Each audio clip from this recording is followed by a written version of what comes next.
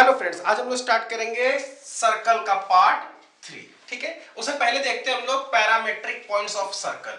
देखिए parametric points क्या होते हैं, किसी भी कर्व पर वो पॉइंट जिसमें केवल एक वेरिएबल हो, ठीक है ना, जिसको आप हमेशा उस कर्व को हमेशा सेटिस्फाई करें, ठीक है, तो उसको बोलते हैं पैरामेट्रिक पॉइंट। ठीक है, इसकी हेल्प से हम लोग जो भी को सॉल्व कर रहे होते हैं उसमें आसानी होती है कि वेरिएबल कम होता है। ठीक है, और हर एक कर्व का जनरली हम याद रखते हैं पैरामेट्रिक पॉइंट। सर्कल का क्या होता है, अगर सर्कल की equation X square plus Y square is equal to are square और ये हॉरिजॉन्टल से मान लीजिए थीटा एंगल बनाया इसने anti clockwise from the positive direction of x axis, तो ये देखिए ये लेंथ हो जाएगी कितनी, आर कॉस थीटा, और ये हो जाएगी आर साइन थीटा। तो पॉइंट क्या हो जाएगा, R cos theta comma R sine theta. याद रखिएगा जब सेंटर क्या है 0,0, अगर सेंटर अल्फा कॉमा बीटा है तो यही पैरामेट्रिक पॉइंट क्या हो जाएगा, alpha plus are cos theta comma beta plus R sine theta. और अगर ये जनरल फॉर्म में लिखा हुआ है तो इसका सेंटर क्या होगा, minus g comma minus f, और पैरामेट्रिक पॉइंट क्या हो जाएगा, माइनस का g plus are cos theta comma minus F plus are cos theta, जहां पर आर क्या होगा, under root g square plus f square minus c. Okay, अब देखिए equation of tangent in point form. ठीक है, कोई भी सेकंड डिग्री इक्वेशन है, ठीक है, उसमें किसी पर्टिकुलर पॉइंट पर टेंजेंट खींचा है। देखो टेंजेंट क्या होता है, जिस पॉइंट पर हम टेंजेंट खींच रहे हो तो उसके नियर हुड के पॉइंट्स या तो लाइन के नीचे होते हैं या लाइन के ऊपर होते हैं। जैसे यहां पर अगर मान लो खींचे तो यहां पर लाइन के नियर हुड के पॉइंट्स कैसे होंगे, इस लाइन के नियर हुड के पॉइंट्स, इसके अगला पॉइंट और पिछला पॉइंट कैसा होगा, लाइन के ऊपर आएगा। यहां पर इसके अगला पॉइंट और पिछला पॉइंट लाइन के नीचे आएगा। आगे चल के कर्व से मिल जाए तो कोई फर्क नहीं, कर्व मान लो ऐसे ये आगे चल के मिल गया तो इसका मतलब ये नहीं कि टेंजेंट नहीं, यहां पर टेंजेंट है और आगे जिस पॉइंट पर इंटरसेक्ट करेगा वहां पर इंटरसेक्टिंग है। ठीक है, सेकंड डिग्री इक्वेशन में अगर x1, y1 पर टेंजेंट ड्रॉ करनी है, इक्वेशन बनानी है, तो इक्वेशन के हम लोग कुछ रिप्लेसमेंट करने होते हैं। क्या रिप्लेसमेंट होंगे, याद रखिएगा पूरी तरह से। एक्स स्क्वायर ये रिप्लेस करेंगे एक्स एक्स1 से, किस रिप्लेस करेंगे, एक्स स्क्वायर जगह पर एक्स एक्स1 से, वाई स्क्वायर जगह पर वाई वाई1 से, x है तो उसकी जगह रिप्लेस करेंगे x plus x1 by 2, y है तो y की जगह रिप्लेस करेंगे y plus y1 by 2, xy है तो उसकी जगह रिप्लेस करेंगे xy1 plus x1y upon 2, xy1 plus x1y by 2, और कांस्टेंट कांस्टेंट ही रहेगा। ठीक है, फिर से रिपीट कर रहा हूं, x स्क्वायर जगह पर x x1, y स्क्वायर जगह पर y y1, x जगह पर x plus x1 by 2, y की जगह पर y plus y1 by 2, xy की जगह पर xy1 plus y x1 by 2। Okay, constant constant रहेगा। जैसे इस पॉइंट इस पॉइंट पर टेंजेंट खींचना है, इसके लिए तो रिप्लेसमेंट क्या लगाया, तो इक्वेशन क्या आ जाएगी, equation of tangent x square जगह कितना रिप्लेस किया x x1 से, फिर 2h x y1 plus y x1 by 2 b y square जगह पर कितना y y1 plus 2g x plus x1 by 2, केवल x की जगह पर x plus x1 by 2, 2f y की जगह पर y प्लस y1 बाई 2। ठीक है, प्लस c। अच्छा कोई कहेगा सर 2 से 2 काट नहीं सकते क्या, 2 से 2 ओके, बिल्कुल काट सकते हैं, कोई दिक्कत नहीं, ऐसे काट दो कोई दिक्कत नहीं है। ठीक है, ओके। अच्छा, equation of tangent to the circle this. ठीक है, अब सर्कल है, इस पर एक x1 y, देखिए ये जिस पॉइंट पर ये रिप्लेसमेंट तभी लगा सकते हैं जब वो जिस पॉइंट पर हम टेंजेंट खींच रहे हैं वो पॉइंट उस कर्व पर हो। ठीक है ना, ये ऊपर नीचे है तब ये रिप्लेसमेंट लगा सकते, तब नहीं लगा सकते। ये जिस पॉइंट पर खींच रहे टेंजेंट वो पॉइंट ये हो, ठीक है ना, उस जगह ये रिप्लेसमेंट सारे लगेंगे। अब x1 y1 अगर कर्व पर है तो टेंजेंट के लिए x स्क्वायर जगह पर x x1, y स्क्वायर जगह पर y y1, 2g x जगह पर x1 x plus x1 by 2, 2 से 2 काट सकते हैं, प्लस 2 है y की जगह पर y plus y1 by 2, constant constant रह जाएगा, इक्वल टू 0। ये हो जाएगी हमारी टेंजेंट की क्वेश्चन, किसके लिए, इस सर्कल के लिए, इस पॉइंट पर। अच्छा, पैरामेट्रिक पॉइंट में अगर टेंजेंट बनाना है तो यार जो भी इस कर्व का पैरामेट्रिक पॉइंट होगा x1 जगह पर वो, y1 जगह पर वो, मतलब ये पैरामेट्रिक पॉइंट इस कर्व का क्या होगा, माइनस का g plus are cos theta comma minus F plus R sine theta. तो पैरामेट्रिक फॉर्म में अगर टेंजेंट खींचना है तो उस कर्व का पैरामेट्रिक पॉइंट निकाल लीजिए, और x1 जगह पर ये पॉइंट, y1 जगह पर ये चीज रिप्लेस कर दीजिए। ठीक है ना, अब क्वेश्चन है हमारे सामने, find the equation of tangents to the circle this. Circle का सेंटर है 40, 30 एंड रेडियस अगर निकालो तो 40 का स्क्वायर माइनस प्लस 30 का स्क्वायर माइनस 2 100, ये निकलेगा 400, 400 मतलब 20, रेडियस हो जाएगी 20। ओके, उसके बाद at the nearest and farthest point from the origin. ध्यान दीजिएगा, पिछले वीडियो में मैंने बताया था कि एक पॉइंट के रिस्पेक्ट में नियरेस्ट एंड फारदेस्ट कैसे निकालते हैं। अगर ओरिजिन से नियरेस्ट फारदेस्ट बताना है तो इसको सेंटर से मिलाइए और आगे बढ़ा दीजिए। जो सबसे पहले कट किया वो नियरेस्ट, जो सबसे दूर कट किया वो फारदेस्ट। इसको पॉइंट नंबर दिया ए, इसको दिया बी, मार्क कर दिया। अब ये हमें ए और बी पता करना है, ठीक है। ये हाइट कितनी है भाई 30, ये कितनी है 40, तो ये ओवरऑल कितनी आ गई 50, ठीक है भाई। ये 40, ये 30, तो ये कितना आ गया 50, ये 20 है तो ये कितना बचा 30 और ये 20, ठीक है। अच्छा अब हमें ये देखिए, अगर हमें ये पॉइंट बताना है, मान लीजिए हमने पॉइंट माना x1, y1, ठीक है। तो अगर आप इस ट्रायंगल से कंपेयर करें, इस ट्रायंगल का ये थीटा मान लिया आपने, ठीक है। तो cos थीटा कितना होगा, cos थीटा होता है इस वाले ट्रायंगल के लिए बेस अपॉन हाइपोटेन्यूज। बेस यानी 40 अपॉन हाइपोटेन्यूज यानी 50। इस वाले ट्रायंगल में, छोटे ट्रायंगल में बेस x1 और हाइपोटेन्यूज कितनी है 30। इससे इसको कैंसिल किया, 5 से कैंसिल किया 6 चौका 24, x1 कितना आ गया 24। इस तरह से साइन थीटा कितना होगा भाई 30/50। और इस वाले ट्रायंगल में अगर फोकस करें तो हाइट कितनी है y1 और हाइपोटेन्यूज 30।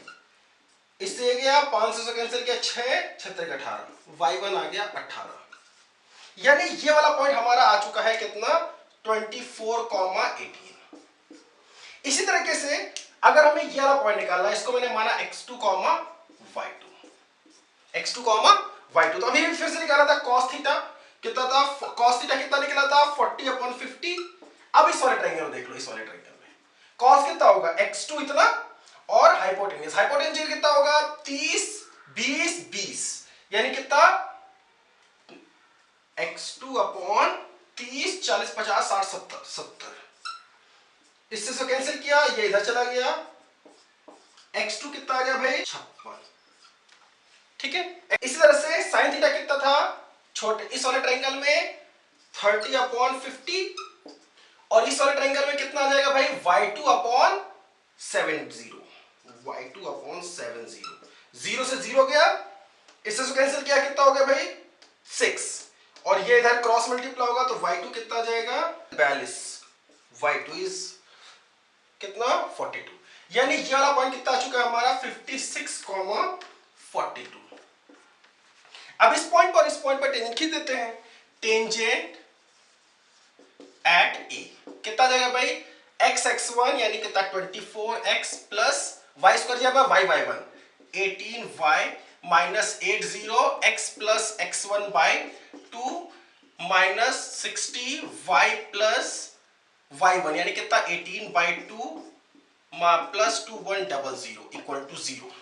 थोड़ा सा कुछ सिंप्लीफाई करते हैं, इससे कैंसिल हुआ 40, ये से कैंसिल हुआ 30, 24x में से 40x माइनस होगा माइनस का 16x, 30y में से 18y माइनस होगा माइनस का 12y, ठीक है।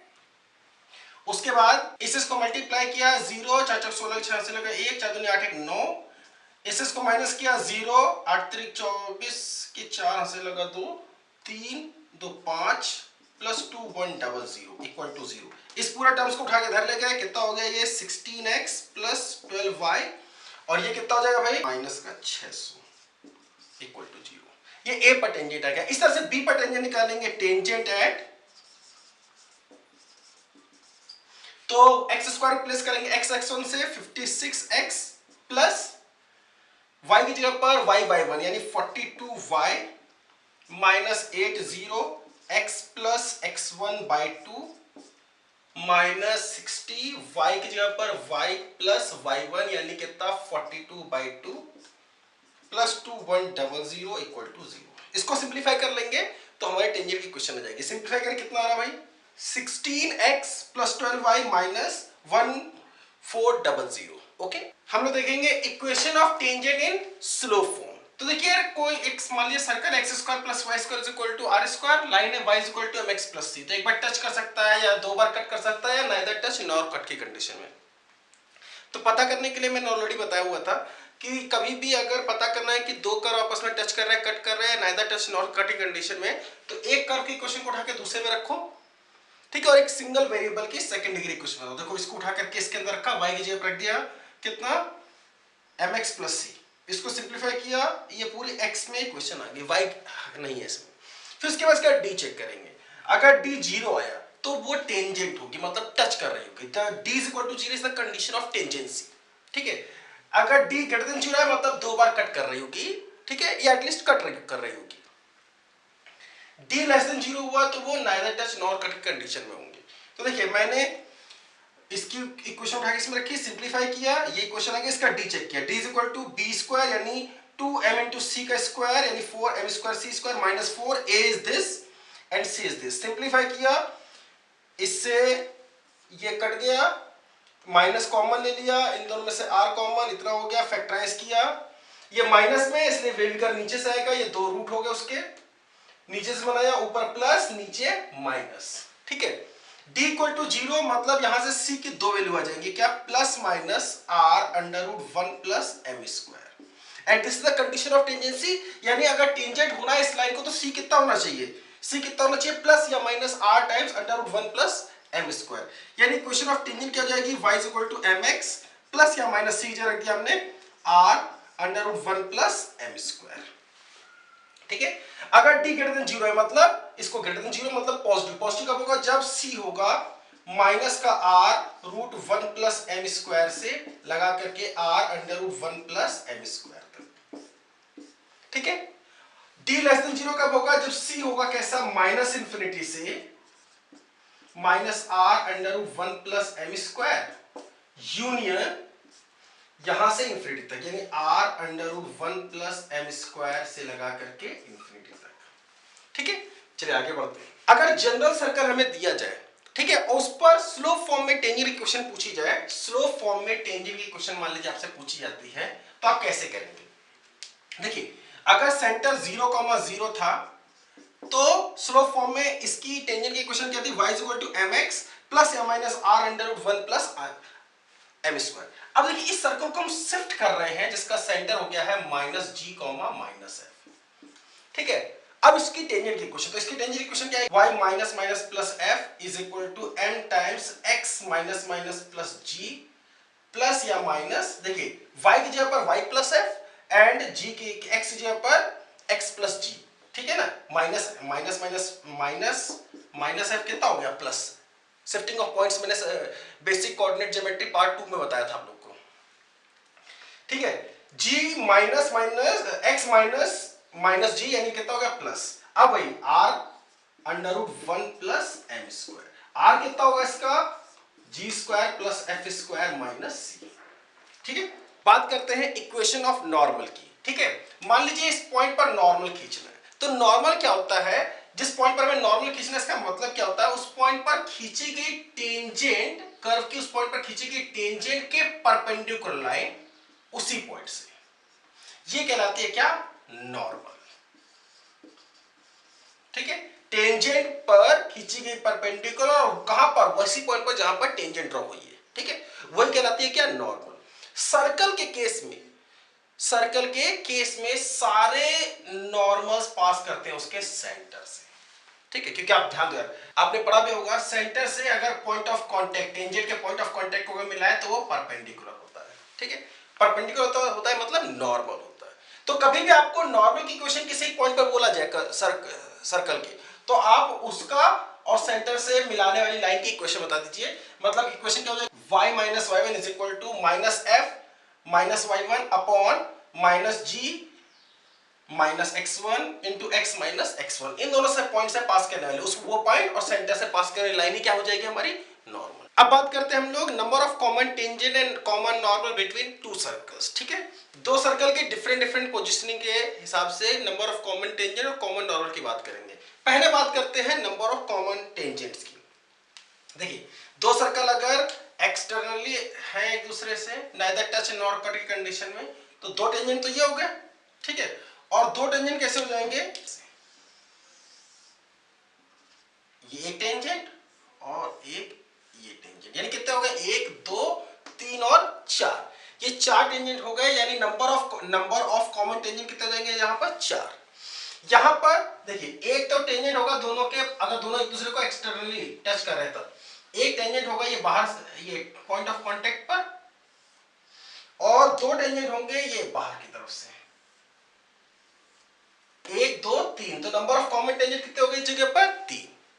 इस तरह से अगर दोनों एक्सटर्नली एक दूसरे को कट कर रहे हैं, ठीक है, तो दो टेंजेंट आएंगे, एक ये दो कॉमन टेंजेंट आ जाएंगे, ठीक है।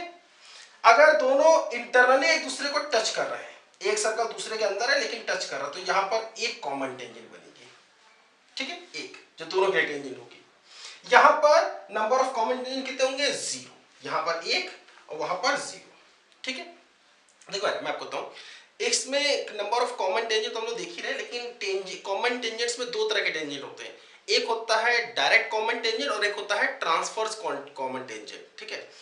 डायरेक्ट कॉमन टेंजेंट किसे बोलते हैं, जब मान लीजिए जैसे बाहर वाली टेंजेंट है, ठीक है, ये अगर सेंटर्स को मिलाने वाली लाइन को, सेंटर्स ये मान लीजिए C1 है, ये C2 है, सेंटर्स को मिलाने वाली लाइन को अगर टेंजेंट्स बाहर कट करें, एक्सटर्नली कट करें, तो वो कहलाएगा डायरेक्ट कॉमन टेंजेंट। देखिए इसको ऐसे मिलाते हैं तो ये सेंटर को आगे बढ़ाया जाए, सेंटर से मिलाया आगे बढ़ाया तो बाहर कट करेगा, यानी C1 C2 के बाहर, तो क्या कहलाएगा डायरेक्ट कॉमन टेंजेंट, क्योंकि एक्सटर्नली डिवाइड कर रहा है। और अगर ये C1 C2 को मिलाने लाइन के बीच में कट करे, कहीं मिड में, ठीक है ना, इन बिटवीन C1 C2 को मिलाने वाली लाइन, तो वो कहलाएगा ट्रांसवर्स कॉमन टेंजेंट, यानी ये होगा जो रेड कलर से है वो है डायरेक्ट कॉमन टेंजेंट, और जो ये सेंटर्स को मिलाने लाइन को इन बिटवीन कट करेगा, इंटरनली डिवाइड करेगा, ठीक है, इंटरनली करके उसको कहेंगे ट्रांसवर्स कॉमन टेंजेंट, ठीक है। अच्छा देखिए ये कहलाएगा ट्रांसवर्स कॉमन टेंजेंट और ये दोनों क्या कहलाएंगे डायरेक्ट, रेड वाले, ठीक है। यहां पर दोनों को मिलाने लाइन बाहर कट करेगी, यानी दोनों कैसे होंगे डायरेक्ट कॉमन टेंजेंट। यहां पर ये भी डायरेक्ट कॉमन टेंजेंट है, C1 C2 मिलाएंगे तो ये बाहर कट करेगा इसको, ठीक है। यहां पर तो खैर टेंजेंट ही नहीं है, बात ही खत्म हो गई।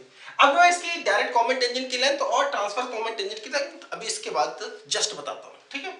अच्छा नंबर ऑफ कॉमन नॉर्मल की बात करेंगे। देखिए सर्कल के लिए नॉर्मल कहां से पास करता है, सेंटर से, तो दोनों के लिए अगर कॉमन चाहिए तो दोनों के सेंटर से पास करने वाला, तो दोनों के सेंटर से पास करने वाला मैं बात करूं तो क्या होगा भाई, कितने होंगे इसमें, एक ही होगा, इसमें भी कितने होंगे एक ही होगा, इसमें भी कितने होंगे एक ही होगा, इसमें भी कितने होंगे भाई एक ही होगा, यानी नंबर ऑफ कॉमन नॉर्मल एक, यहां पर भी एक और यहां पर भी एक, यहां पर भी एक, सेंटर से मिलाने वाला, ठीक है। ध्यान देना यार, हम लोग निकालने वाले हैं length of direct common tangent and length of transverse common tangent, ठीक है ना। तो देखिए ये डायरेक्ट कॉमन टेंजेंट है, पहले के सेंटर C1 दूसरे का सेंटर C2, पहले का रेडियस R1 दूसरे का रेडियस R2। मैंने क्या किया, देखिए ये इस पर परपेंडिकुलर है, ये इस पर परपेंडिकुलर है, मैंने R1 के जस्ट जितना R1 है ना उतने ही जस्ट पैरेलल इसी पर ये इतनी R1 डिस्टेंस ली और ये इसको मिला दिया, तो देखो ये बिल्कुल जस्ट ऊपर R1 कदम ऊपर आया, ठीक है। तो देखो ध्यान देना बेटा, ये क्या हो जाएगा, ये C1 C2 भाई C1 C2 भी जितनी लेंथ होगी उतनी लेंथ ये हो जाएगी, ठीक है। और ये लेंथ कितनी हो जाएगी R2 में से, ये लेंथ कितनी हो जाएगी R2 में से R1 माइनस कर दो तो ये लेंथ आ जाएगी। अब देखो यार ये राइट एंगल है, परपेंडिकुलर बेस और ये हाइपोटेन्यूस, बेस का स्क्वायर प्लस परपेंडिकुलर का स्क्वायर बराबर हाइपोटेन्यूस, ये लेंथ यानी कितना C1 C2 बीच की डिस्टेंस, C1 C2 का स्क्वायर, ये उठ के इधर गया स्क्वायर रूट ले लिया, ठीक है। मैं अभी फॉर्मूला याद नहीं रखता, आपको याद करना हो तो आप कर सकते हैं, ठीक है। अच्छा अगर ट्रांसफर्स की बात करी जाए तो क्या करो, पहले का सेंटर C1 दूसरे का C2, पहले का रेडियस R1 दूसरे का रेडियस R2, ठीक है। मैंने ये देखिए ये इस पर परपेंडिकुलर है, दोनों टेंजेंट की लेंथ इक्वल आएगी, यहां पर भी इक्वल होंगी, मैंने इसको थोड़ा सा पीछे किया बिल्कुल इसी के परपेंडिकुलरली, कितना पीछे किया R1, तो ये R1 लेंथ पीछे किया, ठीक है, ये परपेंडिकुलर हो गया, ये बिल्कुल परपेंडिकुलर इधर आया और इसके बिल्कुल जस्ट पैरेलल पीछे लेते आ गया। अब जरा इस ट्रायंगल फोकस करो, इस ट्रायंगल ये लेंथ कितनी आएगी R1 प्लस R2, ये लेंथ कितनी है भाई, ये लेंथ L है, ये length of transverse common tangent, और ये कितनी है C1 C2। अब यहां पर भी हाइपोटेन्यूस क्या है C1 C2, R1 plus R2 और ये L square plus R1 plus R2 का स्क्वायर बराबर C1 C2 के बीच की डिस्टेंस, ये उठ के इधर गया, स्क्वायर रूट ले लिया, तो ये लेंथ, ये किसके आगे, length of transverse common tangent, और ये है length of direct common tangent. आप चाहिए तो आप फॉर्मूला इसका याद रख सकते हैं, ठीक है। क्वेश्चन है हमारे सामने, find the number of common tangent and common normal of circles this and this. ये सर्कल है जिसका सेंटर है 0,0, रेडियस है 2 की रेडियस का सेंटर 0,0, ठीक है। इसका सेंटर कितना भाई 3, भाई x और y के क्वेश्चन को -2 से डिवाइड करो तो 3 और ये 4, 3,4। रेडियस जरा बताना है, रेडियस कितना होगा 3 का स्क्वायर प्लस 4 का स्क्वायर माइनस प्लस 24, कितना निकला है भाई 7, ठीक है। अच्छा देखो 3,4 की इस सेंटर से डिस्टेंस कितनी होगी, सेंटर से डिस्टेंस कितनी होगी 5, ये लेंथ 5 होगी, और 2 कदम और पीछे, आपको 7 की चाहिए ना, तो 2 कदम और पीछे आएंगे तो यहां जाएंगे, ठीक है। यानी ये पूरी लेंथ कितनी जाएगी 7, ठीक है। लास्ट पॉइंट होगा, सेंटर से मिलाया तो ये लास्ट पॉइंट है इसका। अगर मैं सर्कल बनाऊं तो 7 की रेडियस का अगर बनाऊं तो कैसा जाएगा, ऐसा सर्कल आ जाएगा, बिल्कुल ये यहां पर एक ही जगह टच करेगा। अब एक ही जगह टच कर रहा तो बताइए इसका कॉमन टेंजेंट कितना होगा, ये एक कॉमन टेंजेंट होगा केवल, ठीक है। और कॉमन नॉर्मल सेंटर से सेंटर मिलाया तो ये एक कॉमन नॉर्मल हो गया, तो number of common tangent is 1, number of common normal is 1, ठीक है। इस पार्ट में इतना ही रखता हूं, बाकी सब नेक्स्ट पार्ट पे लेके चलते हैं। आप लोगों को अगर वीडियो अच्छा लगा हो, कुछ सीखने को मिला तो जरूर मेरे चैनल को लाइक करिए, सब्सक्राइब करिए, अपने दोस्तों में शेयर करिए, ठीक है। चलिए मिलते हैं अगले वीडियो के साथ, बाय बाय।